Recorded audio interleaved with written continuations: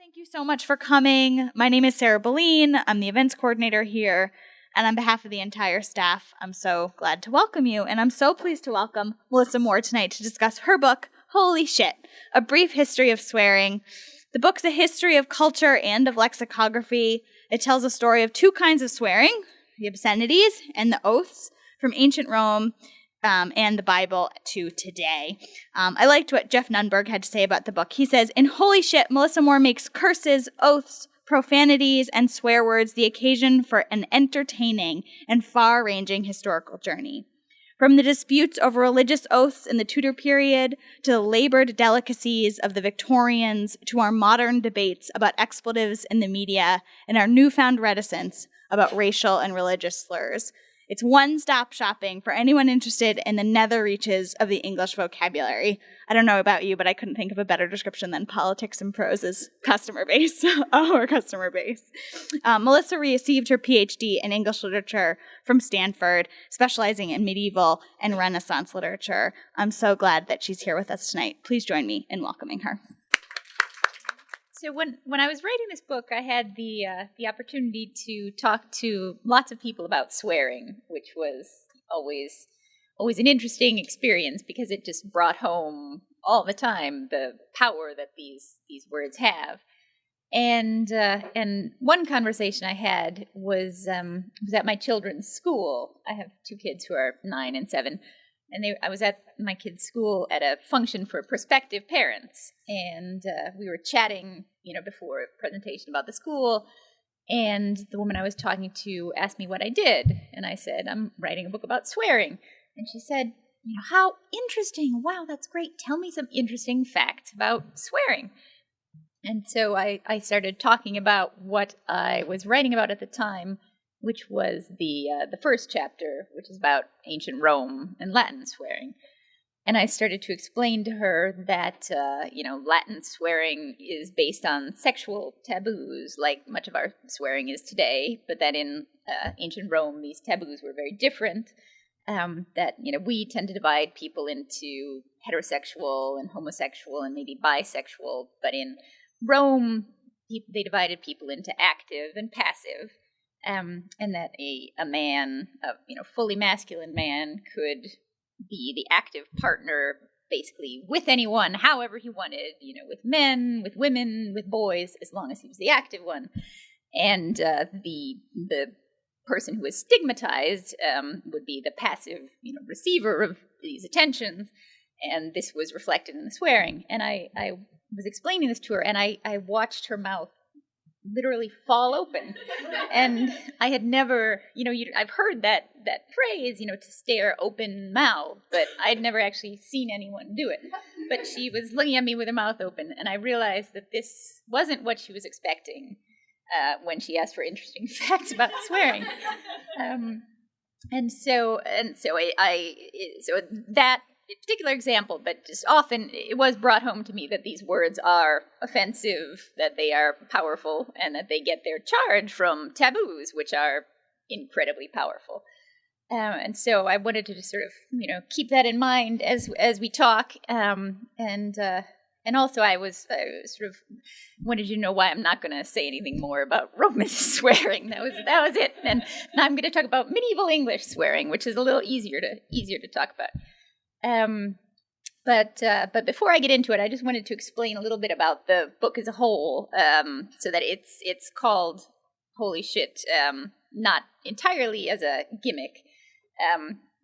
The holy and the shit are the two ways that people have sworn through the centuries. The holy is religious oaths, which for, depending on how you count, thousands of years were the words that really shocked and offended people, and the shit is standing in for obscenities based on the human body, whether those are sexual or excremental or, now in the 20th century, racial terms.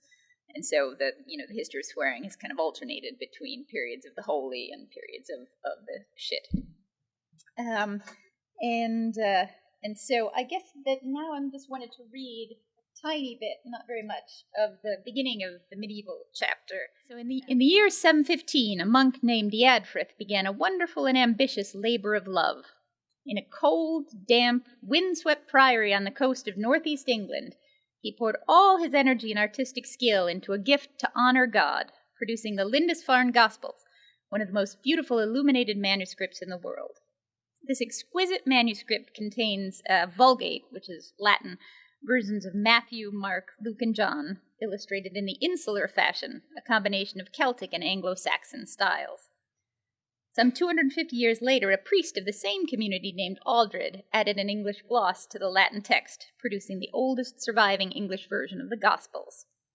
And I'm not going to inflict my Old English pronunciation on you, but he says something that, in Old English in the book, which in the King James Version is the book of the generation of Jesus Christ, the son of David, the son of Abraham.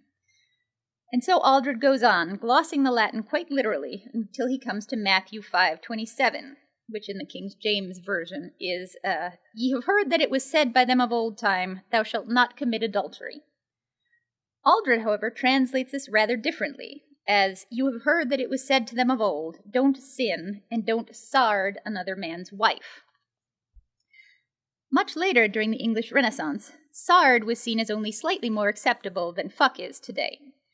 In a 1530 English-French dictionary, for example, it is defined with foutre, which is the French F word. I sard a queen, which is old word for a prostitute. And then he conjugates foutre, je fous, nous foutons, blah, blah, blah. The question is, what is a word like sard doing in the Bible?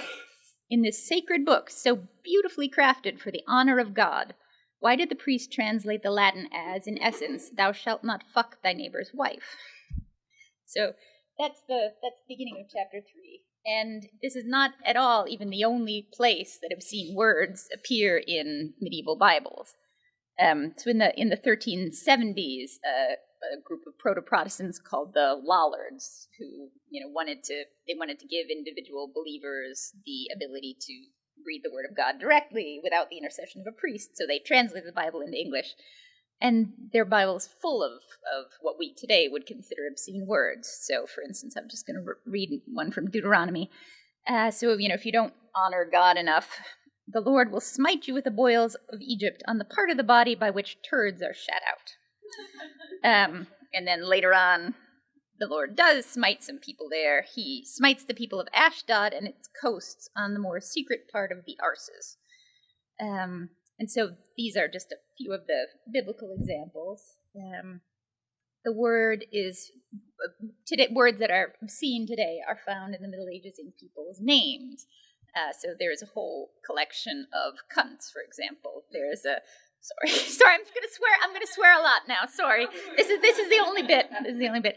So there's a woman called Ganoka Cuntless in 1219. There's a Bell Wide Cunt, Godwin Claw Cunt, Robert Cleave Cunt. You get some turds later. There's a Thomas Turd, and then even later you get an Elizabethan poet who was sort of somewhat studied in grad school anyway, called Thomas Bastard, who's actually the Reverend Thomas Bastard. These words appeared in the names of common plants and animals. So a dandelion wasn't called a dandelion, it was called pissabed, because it's got a diuretic function. There was a plant called cuntor, one called arsmart. A kestrel was referred to as a windfucker, and then a heron was a shitero.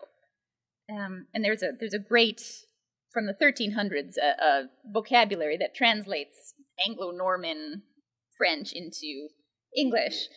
And the Anglo-Norman for heron, they talk about a group of herons as bevets d'herons, and the English is translated as a heap of shitros.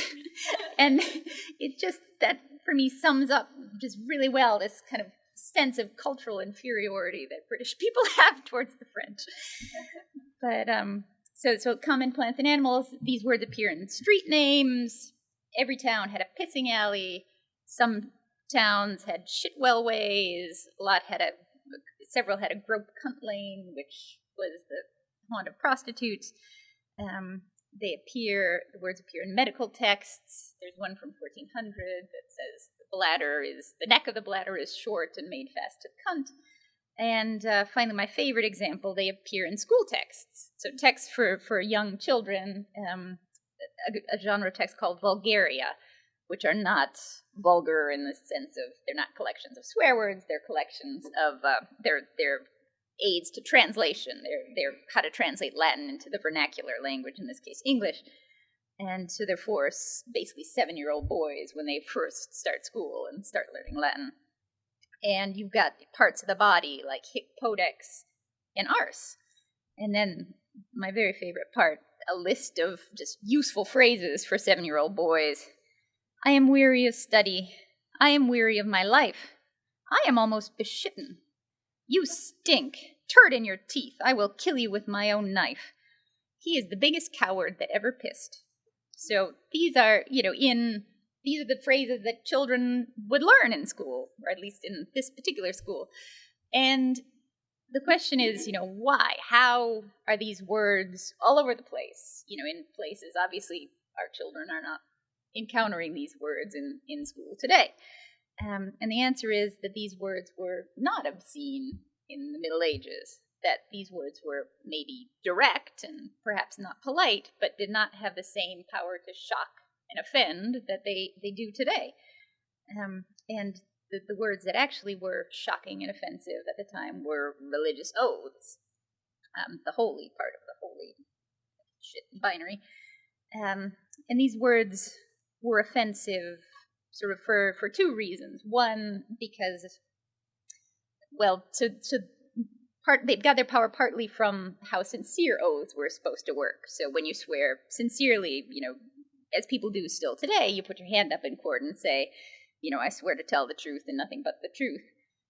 What people in the Middle Ages believed you were doing was sort of asking God to look down from heaven and guarantee that your words are true. And according to the covenants that he made with people in the Bible, he actually is almost required to do that. So if you swear falsely, you're making God out to be a liar. And if you swear vainly, so you swear too often like that, or you swear in sort of bad circumstances, like you're gambling or you're at a whorehouse or something like that, that is very damaging to the honor, the name of God. But the other reason these words had such power was that people in the Middle Ages believed that they could directly affect Christ's physical body. So in the Catholic tradition, when Christ died, he ascended into heaven, his physical body ascended into heaven, and he now sits at the right hand of God. And so when you swore in certain forms, like by God's bones, by God's nails, Christ's precious heart, there were tons and tons of these body parts oaths, you were actually supposed to be tearing Christ's heart out of his body in heaven, or ripping his nails off. And there were all kinds of medieval pictures and medieval stories about how awful this is. I mean, it is awful, but they really believed it was happening. And to us, it just kind of doesn't make any sense. Like, how could that happen? How could anyone believe that would happen? But it makes sense as a sort of inverse of the Catholic Eucharist, where, a priest says some words and makes God's physical body, makes the wafer into God's physical body, which he then breaks and eats, shares among the congregation. And in swearing, anybody could say these kind of magic words that could tear Christ's body apart. And so this was a kind of terrifying language that people were tremendously worried about. And so if you wanted to insult someone or express joy, or, you'd stub your toe and you wanted to relieve some pain, those were the words that you were going to use, because they had this tremendous power. So that's why those are powerful. And why the obscene language of today was not obscene had a lot to do with privacy, or rather the lack of privacy in medieval England. The way a lot of houses were constructed, they had, a central hall, they didn't have a lot of private rooms, and much of the life of the sort of household was conducted in the hall, whether that was, eating, also excreting, sexual relations. People just did a lot of things in public that we do privately. For example, you can see a lot of it in the development of conduct literature, which you start to get in the 1500s, or the 1500s, where people are saying, they're talking about what you should be doing, and from what you should be doing. You can read back and see what people were doing. And so things you shouldn't be doing, you shouldn't be pooping in the staircase. You should use the proper place. You shouldn't piss in the fireplace. You should use the proper place. You shouldn't spit on the table. You should spit next to the table on the floor. You should, and my favorite one, if you're in bed in an inn, sleeping next to somebody, and you discover a stinking thing in the sheets, you should not wake your partner up and show him the stinking thing and say, "Oh gosh, look at that." It shows you a lot about what the conditions were, that you would be in an inn and you would be sleeping next to somebody you didn't know, and very likely there would be some stinking thing in the sheets, and conduct book authors were determined to make sure it was not going to be polite to mention that anymore. And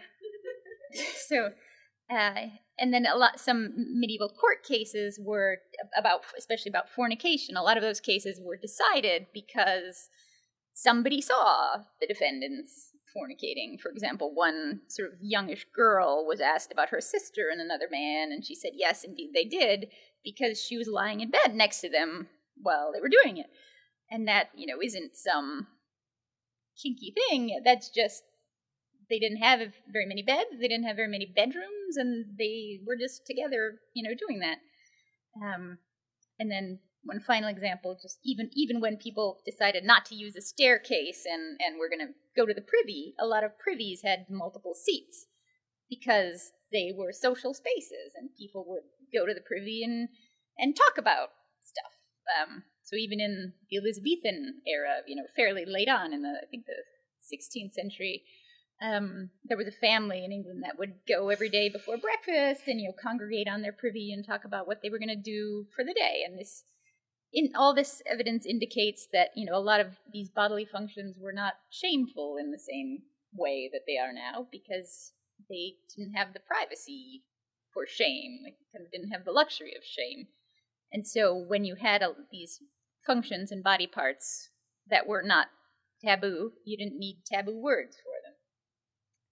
And so that's why those obscenities appear in school texts. So I think that's my spiel.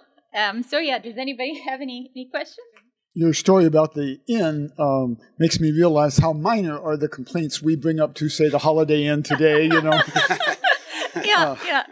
But I have a couple of questions. One is, it seems that, is it Bowdler? I don't even know how his name was pronounced, but it seems like he won. That is, we really don't talk as frankly and as we did. And I wonder if you have any comments about that. Did this kind of suppression, this verbal suppression, reach its height perhaps during the Victorian era? Are we maybe coming out of a little? The other question I have is, I noticed you are a woman, and I wonder if that made any difference. You blushed a couple times, for instance, and we males are supposed to say motherfucker and things like that, but... Yeah. Well, so to the first question, I think definitely during the Victorian era it was at its height. I think you're definitely right. And, those words, you couldn't have said any of those. Obviously, I couldn't have given this talk, And I think that we are coming out of it now. And a lot of people think that we're now, with all the stuff on YouTube and all the swearing parrots and swearing children and swearing Teletubbies dolls and everything on YouTube and everywhere that, we are now experiencing another sort of wave of fall of Rome or something. Right, yeah. But I think where that, and I think with some of the sexual and excremental obscenities, people are right about that. Those are losing some of their power. But where, the words that truly have power now are racial slurs. And, you can't joke about those. I'm afraid to say them in this room. They're just, those are the really taboo words now in our society. And about being a woman. Yeah, no, I think it definitely, especially throughout history, women were supposed to have the chaster tongues. But I think even 20 years ago, women swore a lot less than men do, and that's reflected in studies that people have done. But now, people are catching up. Young women are catching up, and I've certainly, studies reflect that, but also anecdotally, I've talked to a lot of women who swear a lot, and I say, well, that, even when I was your age, women didn't swear that much. Really? They just don't, it's just normal to them now. Hi, I have a couple of questions. One about censorship, and the other is about children. About the censorship, we have a number of taboo words. One of them is fuck, and you can't really say it out loud on TV or maybe in print. But we allowed to know what the word is. That is, we'll see the letter F and maybe U and K. So I was wondering what your thoughts on that were, because it strikes me as silly that we allowed to know what it is, but not allowed to say it. And the other is about children. Do you think children should be allowed to swear, and to what extent? I see. I mean, I guess I don't. I guess maybe I once would have thought, as you do, about it being silly that you to have something where you can write effing and everybody knows what you mean. Why don't you just use the word? But after talking to so many people about this stuff, I mean, people really, you can sort of joke about it, and some people swear all the time, but they are really offensive to some people, and time again, I would talk to them, and people got shocked and offended. And so I can definitely see that sometimes you want to talk about these words, but you don't want to use them because you don't want to offend people, and so I definitely see that it can be useful.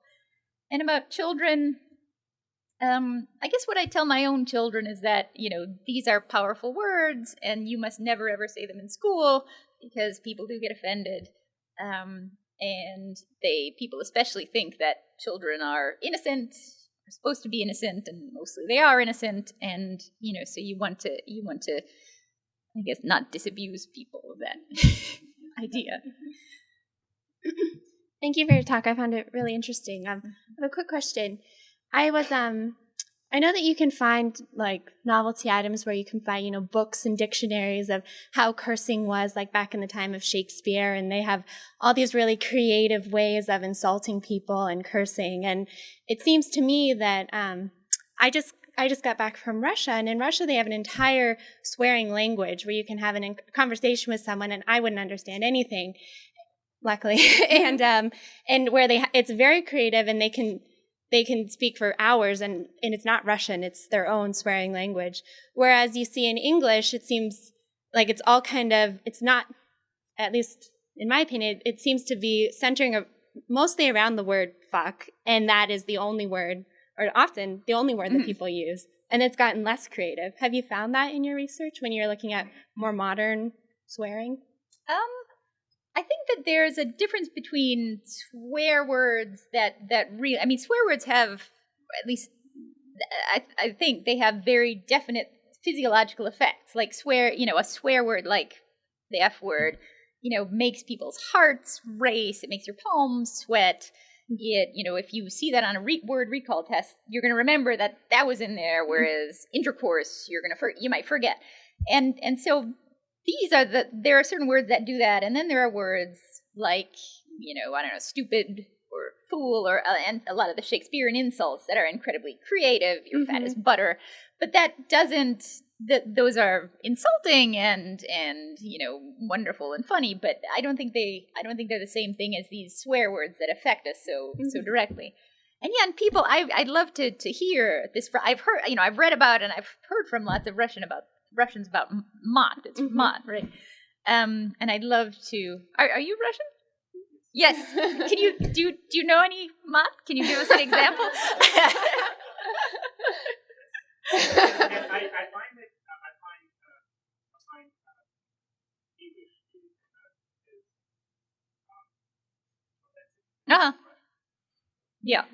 yeah, more creative. Yeah, I mean also.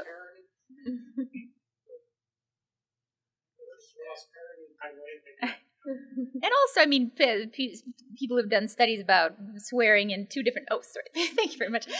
People have done studies about swearing in, one's native language versus learned languages. People get offended by the words in their native language, and they are much less offended by words in a second language. So that would be not unusual. I appreciate all the historical context, but I was still wondering if swearing isn't, it's not the same for men as for women, because some of the worst things you can say to a man in order to offend them, really. You speak about their mother, which to me says something. Yeah, no, definitely. And historically, that's been very true. And a lot of our worst words are derogatory terms for women, like the C word. But I think it's now maybe becoming more equal opportunity. It didn't used to be the case that you could call a woman a shit, for example, in a lot of Victorian slang dictionaries, the term reserved for men. And now I think you can call a woman a shit. You can call a man the C word. You can call a woman the C word. So I think it's spreading around, which is maybe a good thing. Yeah. I just wanted to swear. So okay, go ahead. Have there been waves either or sort of segregation of when terms are offensive? Like George Carlin once said that TV is about fucking. Everyone can talk about fucking, but no one ever talks about farting. That you just couldn't. But there's all kinds of sex going on. But are there taboos that are geographically uniform, or is it more by time? And for example, are there certain cultures where the religious taking God's name in vain kind of is more offensive than some of the bodily function curse words? Or I see. Yeah, I mean, just to the north, the Quebecois swearing is still religious. They have all those terms for parts of the mass. Like ciboire, tabernacle. Ciboire is my favorite because it's ciborium. Like, who knows what a ciborium is? I don't know, but it's a really bad swear word in Quebec's French. And I think that is probably because I think it's a leftover from Catholicism. I mean, they remain Catholic while Britain became Protestant, and I think that's part of it. But yeah, definitely in cultures across the world, that there are some cultures that are even more into the mother and the sister, Spanish and Middle Eastern cultures. And, in Japan, it's much more taboo to insult someone's status. So to call someone a fool is much worse than it is here. Thank you. Italy has laws on the books against using religious swearing. And they're having a debate now whether to actually enforce those laws or get rid of them. Are there any other, especially like here in the States, where there are current laws in effect against any kind of swearing in public sort of thing? Not just bad behavior, but where they either list the words, George Carlin's 7 words of automatic censorship. But are there any current laws, either in here, Europe, or that you came across that are still in effect? I mean, there are lots of laws, and whether they get enforced is kind of a different question. Like, there was a town in Massachusetts last year that tried to ban swearing, and then I think it's at the stage now where a higher court said no, you can't have that law. There are still laws against blasphemy on the books. Every once in a while, I remember a couple of years ago, somebody tried to call some production company something about going to hell, and then he was arrested, or not arrested, but he was charged under this law. And so there are, swearing is for the most part pretty protected by the First Amendment, because it's supposed to be an expression of people's views, and so unless it comes down as a fighting word or something like that, it's usually pretty well protected. I wanted to ask you about you make reference, unfortunately I apologize, I haven't read the whole book yet, I just started. You make reference to the lower part of the brain. There's much evidence now showing that we encode our memories based on emotion. In fact, some of the tricks for remembering laundry lists and shopping lists are to associate them with funny or crude images because it elicits a stronger emotion. Did you see that there was any separation between how we normally code words and memories from cursing, or is it pretty much along the same lines, or did you see anything about that at all? Well, I think definitely it's yeah, swear words are really tied up with our, I guess you'd call it, sympathetic nervous system, and they are really strongly identified with emotion. So that's why they're so good at relieving emotion and causing emotion. And so so when you get, people who have Alzheimer's or people whose brains have been otherwise messed up, they can sometimes still swear even though they can't, form a sentence about what they did during the day. My question is, you seem, from evidence by these really wonderful and wide-ranging questions, to have, such a wide breadth of knowledge on the topic. And I was wondering if you could talk a little bit about what got you started on this and sort of the process. And, you say you spoke to people who you talked to and what kind of research you did. And then I want to know your favorite swear word. Okay. So yeah, I did. I mean, a lot of my research, because I studied English literature. I did a lot of research in libraries. I looked at court records, because that's where you get a lot of people swearing at each other. I looked at translations of the Bible, song lyrics, and just a lot of things for which Google Books was incredibly helpful. I would still be writing this if it weren't for Google Books, because you can search. In terms of my favorite swear word, I think my favorite swear word is dipshit, because I do have kids, and it's not that I say it all the time, but I think it a lot.